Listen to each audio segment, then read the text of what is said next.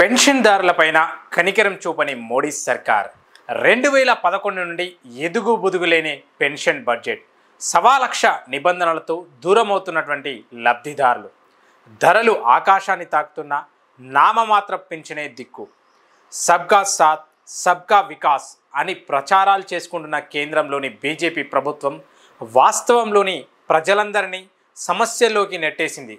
కనీసం నెలవారీ పింఛను సొమ్ముపై ఆధారపడి బతికెళ్ళదీసేటువంటి దీనులపైన కనికరం చూపేది లేదు. జాతీయ సామాజిక సహాయ కార్యక్రమం ఎన్ఎస్పి కింద వృద్ధులకు అందజేస్తున్న పెన్షన్ సొమ్ము 2011 నుండి ఎదుగు బొదుగు లేకుండా స్థిరంగా ఉంది. అందులో ఏమాత్రం పెరుగుదల కనిపించడం లేదు. మోడీ పాలనలో గత 10 సంవత్సరాలుగా ఈ కార్యక్రమాన్ని ప్రతి బడ్జెట్లోనూ 9,500 కోట్లు మాత్రమే కేటాయిస్తూ వచ్చారు. బడ్జెట్ మొత్తం పెరుగుతున్నప్పటికీ ఈ పద్దుకు మాత్రం కేటాయింపులు అలాగే ఉంటున్నాయి. ఎన్నికల బాండ్ల పథకాన్ని సుప్రీంకోర్టు తప్పుపట్టిన తర్వాత బాండ్ల ముద్రణ కోసం మోడీ ప్రభుత్వం అక్షరాల 10,000 కోట్లు ఖర్చు చేసి బూడిదిలో పోసింది. కానీ వృద్ధులకు అందించే పెన్షన్ సొమ్మును మాత్రం పెంచలేదు. ఈ నామమాత్ర పెన్షన్తో సరి 2014-2015 బడ్జెట్లో ఎన్ఎస్పి కేటాయించింది 58% మాత్రమే. ఇది ప్రస్తుత బడ్జెట్లో 0.2% పడిపోయింది. మరోవైపు పన్నులు ఎగవేసిన బడా కార్పొరేట్ సంస్థలకి 2,84,00,000 కోట్ల మేర ఆర్థిక ప్రయోజనాలు కల్పించారు. వితంతువులు, దివ్యాంగులు గతంలో 200 నెలసరి పింఛన్ ఇచ్చేవారు. దానిని 2012లో 300కు పెంచారు. నిత్యావసరాలైనటువంటి పప్పులు, నూనెల ధరలు ఆకాశాన్ని తాకుతుంటే ముష్టివాడికి విధించినట్లుగా నామమాత్రంగా పెన్షన్ అందిస్తూ ప్రభుత్వం చేతులు దులుపుకుంటుంది. ఈ కఠిన నిబంధనలతో పోనీ ఎన్ఎస్పిలో అర్హులందరికీ స్థానం కల్పించారా అంటే అది లేదు. అర్హతలకు సంబంధించి కఠినమైన నిబంధనలు విధించడంతో పెద్ద సంఖ్యలో వృద్ధులు, మహిళలు, దివ్యాంగులు సామాజిక భద్రతా ప్రయోజనాలు పొందలేకపోతున్నారు. అర్హతలకు సంబంధించి ప్రభుత్వం ఎప్పుడో కాలం చెల్లిన 2011 నాటికి సమాచారంపై ఆధారపడుతుంది.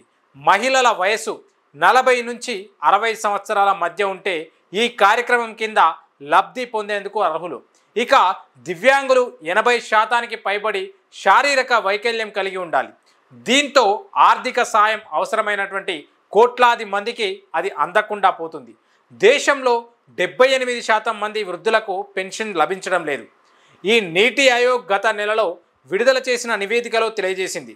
వీరిలో సుమారు 70% మంది తమ నెలవారీ ఖర్చుల కోసం కుటుంబ సభ్యులపైన, బంధువులపైన ఆధారపడాల్సి వస్తుంది. ఏ రంగమైనా అదే పరిస్థితి. ఇక అసంఘటిత రంగంలో పనిచేస్తున్న వారి పరిస్థితి మరీ దారుణంగా ఉంది. వారికి అటల్ పెన్షన్ యోజన వంటి పింఛన్ పథకాలేవి అందుబాటులో లేవు. ఎందుకంటే వారు సాధారణ సంక్షేమ పథకాలతో అనుసంధానమై ఉన్నారు.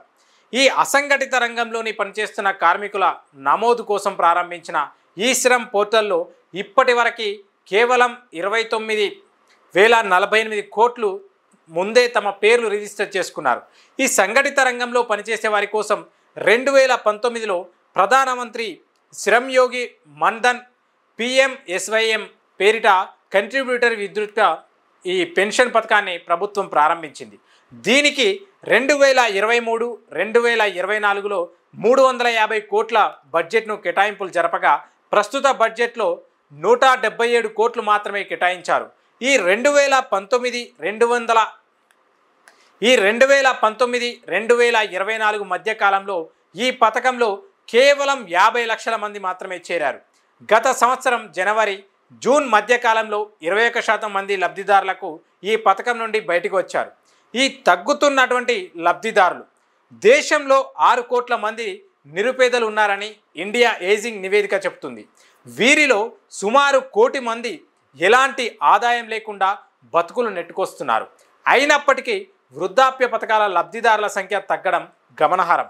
ఈ 2012లో లబ్ధిదారుల సంఖ్య 2,027 కోట్లు ఉండగా ఇప్పుడు వారి సంఖ్య 2,021 కోట్లకు పడిపోయిందని పేదలకు అందిస్తున్న సాయాలపైన మోడీ ప్రభుత్వం పెద్ద ఎత్తున ప్రచారం చేసుకుంటుంది.